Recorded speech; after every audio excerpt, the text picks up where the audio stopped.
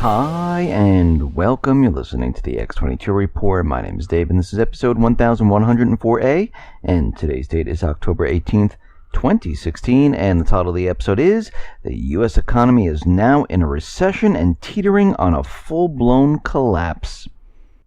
Now, before I get started, I just want to make an announcement. I uploaded an interview with Mike Maloney. It is on the X22 Report Spotlight YouTube channel. So all you need to do is go over to YouTube, type in X22 Report Spotlight. It'll bring you right to the video. Or you can come over to the x22report.com site. Scroll down a little bit. You'll see the video on the right-hand side. You can play it right there. Or you can go to newssentinel.com. Same thing. Scroll down a little bit. Look over to your right-hand side, and you can play the video there. Let's get into the economic collapse financial news. Now, we've been watching each of these economic indicators, and each one, since we've started, has declined. We know this. This is a fact. There's no way to argue this because we can see it, we've been tracking it, and we see that everything is contracting right now. And I mean everything. Even the manipulated numbers are contracting.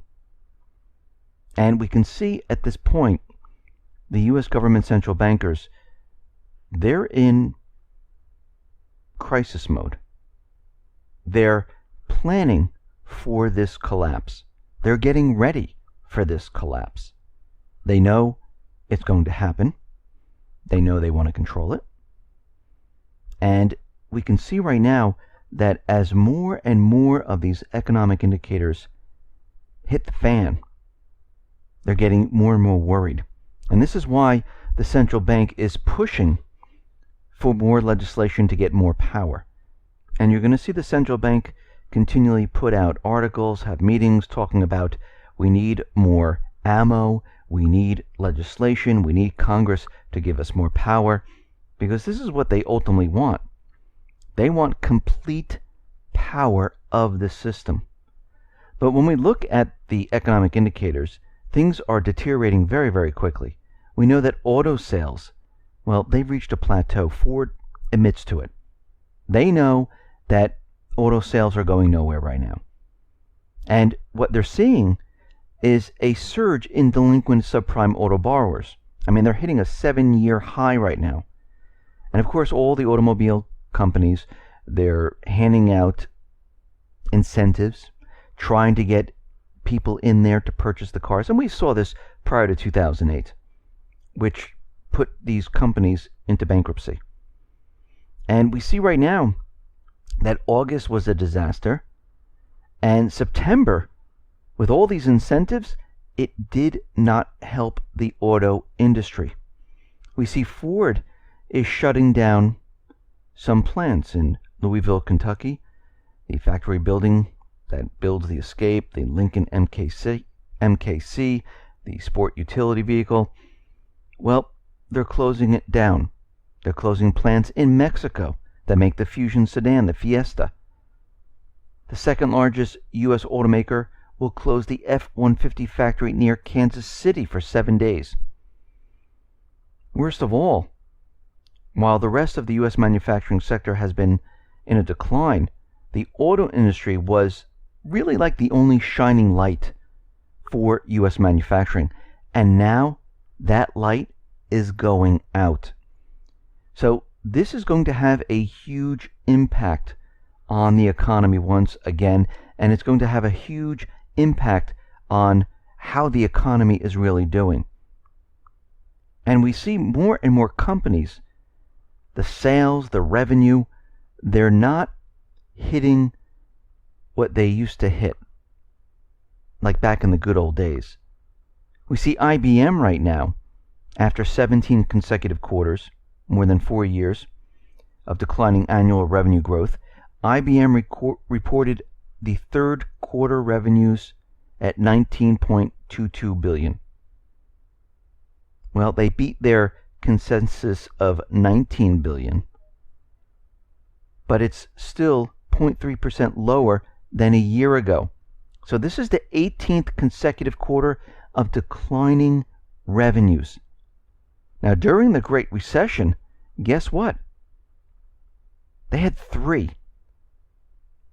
Actually, 4. I'm sorry. They have 4. And now we're way past that. And of course, you know what the companies do at this point.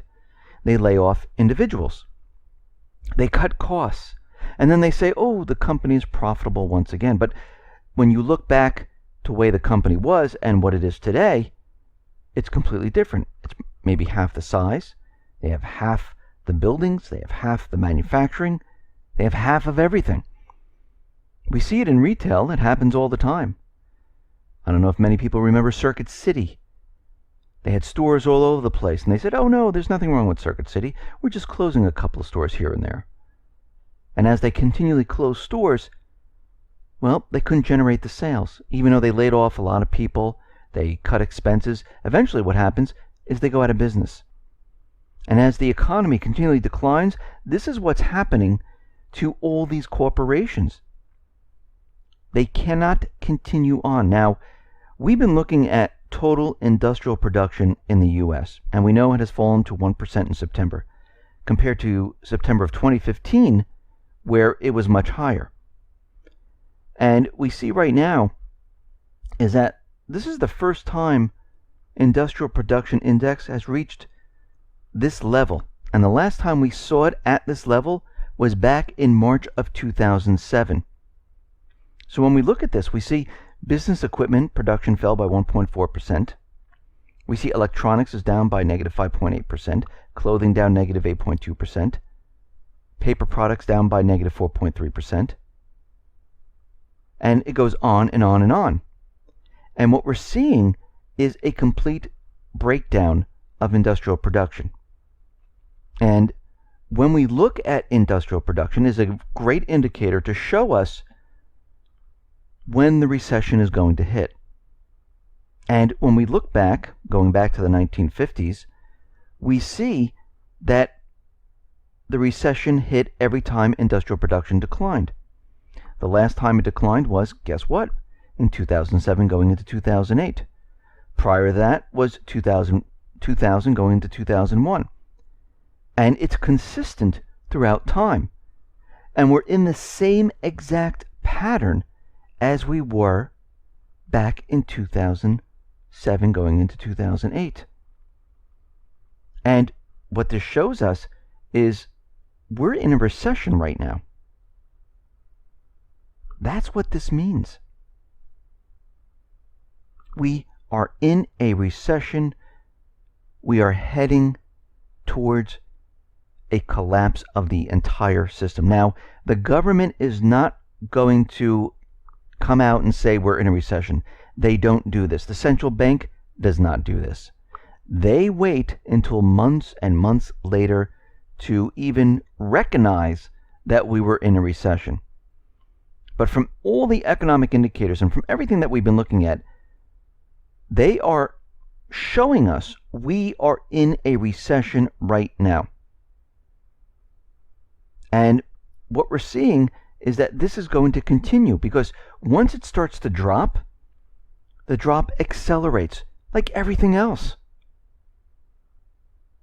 And what we're seeing right now is the government, the central banks, they're scrambling because they know that this economy, yes, they can manipulate the rest of the numbers, stock market, GDP, unemployment, but when everything else dies, there's nothing left for them to do. This is why the central bank wants more power.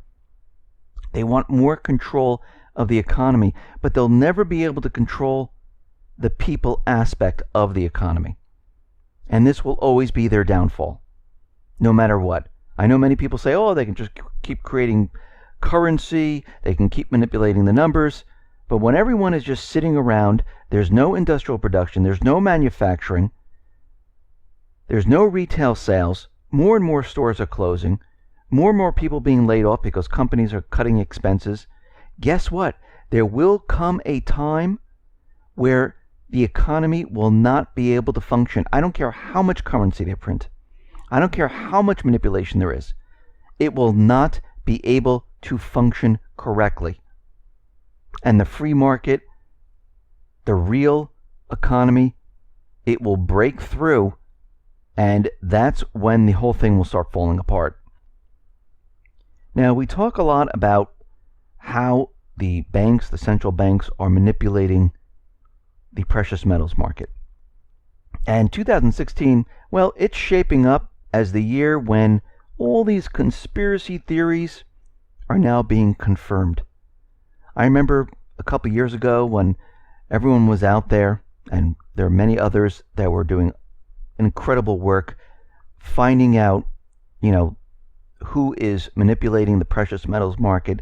GATA, Bix Weir, and many others, David Morgan, Rob Kirby, they were all out there and they were pointing the fingers and saying, this is all manipulated. And what we're seeing right now is that they were all right. So all these conspiracy theories, they're all coming true. Because what we're seeing is these lawsuits that were pointing fingers at Deutsche Bank, pointing fingers at Nova Scotia, pointing fingers at HSBC. Well, guess what? They were manipulating the silver market. Deutsche Bank agreed to pay $38 million to settle U.S. litigation over allegations that it conspired with other banks to fix the silver prices. The remaining two banks in the class action suit, HSBC and Bank of Nova Scotia, well, guess what? The lawsuit, which was green-lighted 2 weeks ago, is scheduled for October 28th. And these are just the small players. We're not even talking about the central bank of central banks, which is completely manipulating everything through these banks. And we can see right now that most of these conspiracy theories, this is what they like to call them, I like to call it truth. Most of these truths that are coming out right now, we are continually pushing the envelope to show that everything that's going on around us has been manipulated by the central bank, has been manipulated by the U.S. government, and we have been lied to for years about everything. They have been controlling what we think and what we're supposed to think. And when you break out of that and you stop listening to what they're telling you and you think on your own, you can see what they are doing. You can see through the lies because it doesn't make sense. Everything they're telling you. I mean, Obama is out there telling us that the economy has recovered, everything is fine. We're looking at all the economic indicators, and he just said this today. He's taking his victory lap,